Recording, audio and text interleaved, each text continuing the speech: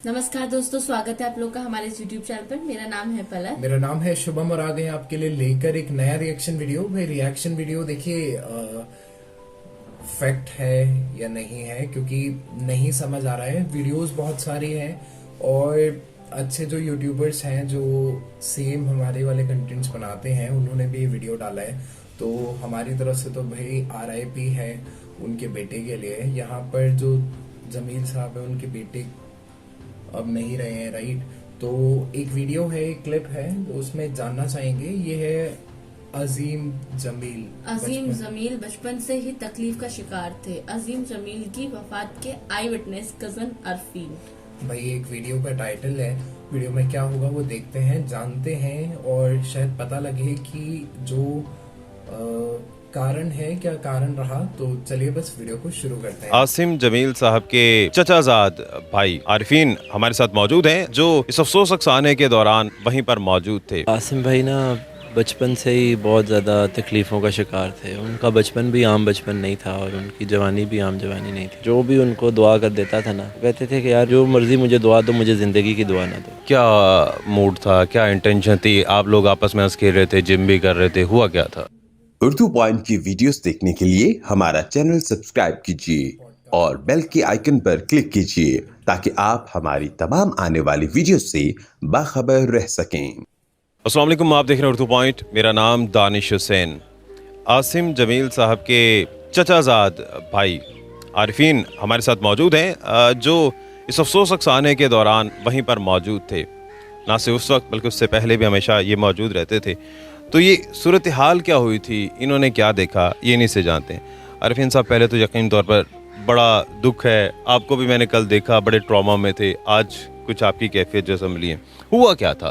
कुछ समझ नहीं लगती मुझे, बस कुछ समझ नहीं लगती। मैं तो आसिम भाई को असले का शौक़ था, वो असला अक्सर लेके घूमते रहते थे। बस मेरे जहन में यही था कि अपने असला अपने शौक़ से लेके घूम रहे हैं बस। और आपकी आंखों के सामने ही हुआ।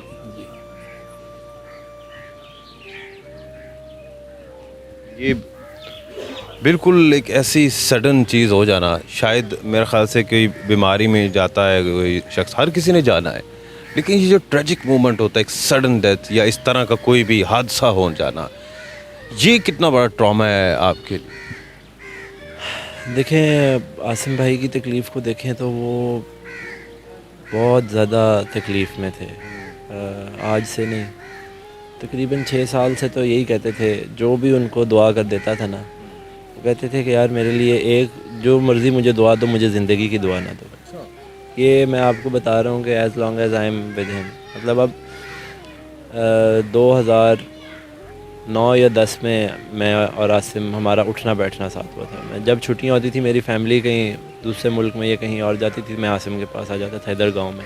आप फैमिली के साथ नहीं जाते थे, यहाँ आ जाते के साथ नहीं जाता था, मैं गाँव आ जाता था और हम यहीं पे खेतों में फिरते रहते थे। हमें आसिम भाई को ज़रा खुली तबीयत के थे, तो उनको होता था कि मैं ऐसी जगह सैर पे जाऊं जहाँ तक मेरी नज़र जाए तो आगे कोई रुकावट ना हो। उनको पहाड़ इसलिए नहीं अच्छे लगते थे कि कहते थे यार देख ही नहीं सकते, घुटन होती थी पहाड़ों में। सहरा में बहुत खुला फील करते थे, दूर अंदेशी पसंद थी। हाँ, दूर कहते थे, सहरा में, खेतों में, इधर इन लोगों के साथ, इनके साथ बड़ा ये हमारी रियाया के साथ बहुत क्लोज़ ताल्लुक़। हमारा इतना क्लोज़ ताल्लुक़ नहीं है अपनी रियाया के साथ हमारा ताल्लुक़ है एक सरदार मुलाजिम वाला, लेकिन बाकी दूसरे आसिम भाई के साथ रियाया का बिल्कुल ओढ़ना बिछोना हर टाइम। उनकी महफ़िल में सिर्फ हमारी रियाया के लोग होते थे। एक तजस्सुस है आरिफीन भाई कि वो ये क्यों कहते थे कि ज़िंदगी की मुझे दुआ ना दो, क्यों? सर, बचपन से ही बहुत ज़्यादा डिप्रेशन और ज़हनी दबाव का शिकार, बहुत ज़्यादा। बस मैं आपके चैनल के थ्रू एक बात सारे लोगों को बताना चाहता हूँ कि आप अपने बच्चों का बहुत ज़्यादा ख्याल रखें। इवन अगर आपके घर में भी कोई बच्चे हैं ना, आप सोच भी नहीं सकते कि कितने क्लोज़ रिश्तेदार होते हैं जो कि जिनकी वजह से कितने बड़े नुकसान हो जाते हैं। आसिम भाई की उस वजह से कोई ज़िंदगी का कोई पार्ट भी ठीक से नहीं गुजरा। वो कहीं पे भी ना अपने बिज़नेस में, अपनी शादीशुदा ज़िंदगी में, कहीं पे भी वो एक हेल्दी, एक मेरी आपकी तरह की, हम उनको बहुत समझाते थे कि आसिम यार ऐसे नहीं, ऐसे करो, ऐसे कर, ये कोशिश करो, ये। वो कहता था यार जो आप लोग कह रहे हो ना, मैं ये सब कुछ ट्राई करके देख चुका हूँ। और उन्होंने अपने डिप्रेशन को फ़ाइट करने के लिए اتنی اسٹرگل کیا. میں صرف آپ کو 2 ایونٹس بتا دیتا ہوں.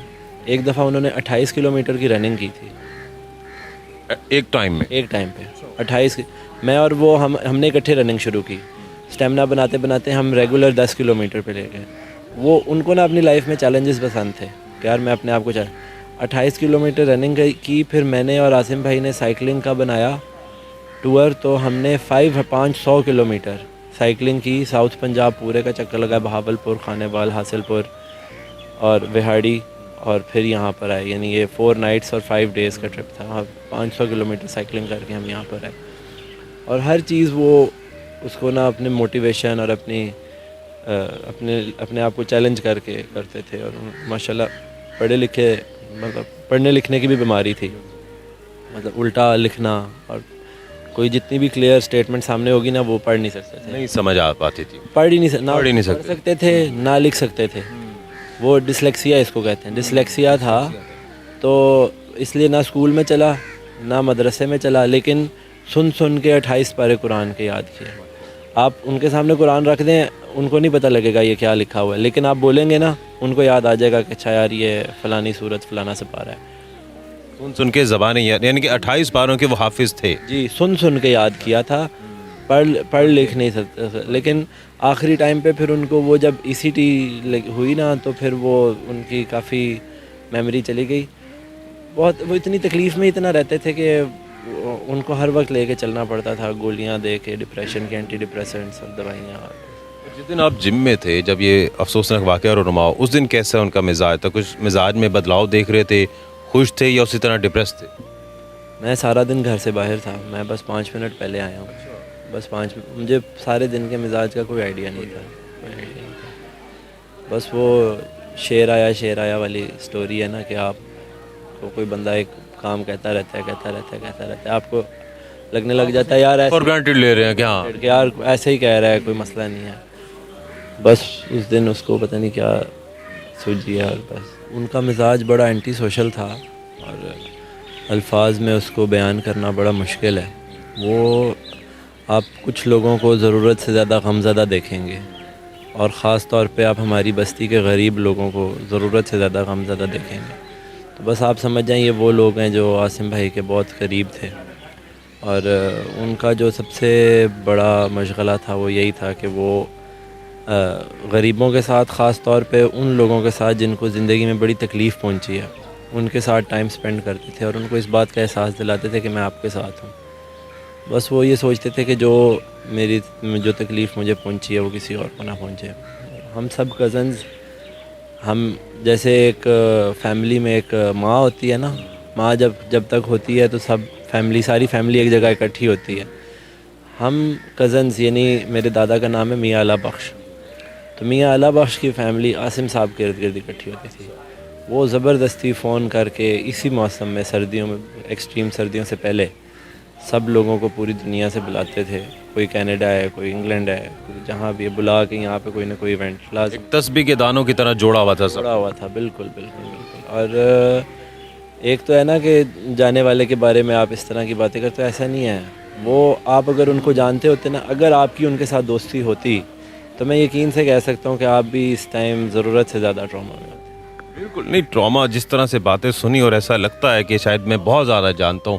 اور میں نے یہاں پر چند لوگوں سے بات کی اور وہ بتا رہے تھے کہ وہ بڑے, جیسے آپ نے بھی کہا کہ غریبوں کا بڑا خیال رکھتے تھے, اور میں نے یہ سنا ہے کہ وہ ہر خاص و عام کے ساتھ بیٹھتے تھے, کھانا کھاتے تھے, تحائف دے دیتے تھے. کیا صحیح تھا؟ بالکل ایسے ہی ہے. کوئی ان کی ایسی پوزیشن نہیں ہے جو ان کو ملتی تھی اور وہ ان کو ایسے شک بھی ہوتا تھا نا یہ چیز میری اس کو پسند آ رہی ہے, کوئی اس کی وہ تمیز نہیں کرتے تھے کہ یہ چیز کتنی قیمتی ہے. اتنے سخی تھے, بس دے دیتے تھے. اور ان کا جتنی جیب خرچ تھی نا, ہم ان کو پیسوں کے معاملے میں نا بہت زیادہ سمجھاتے تھے کہ عاصم ایسے اوور سپینڈنگ نہ کرو, ایسے خرچہ نہ کرو.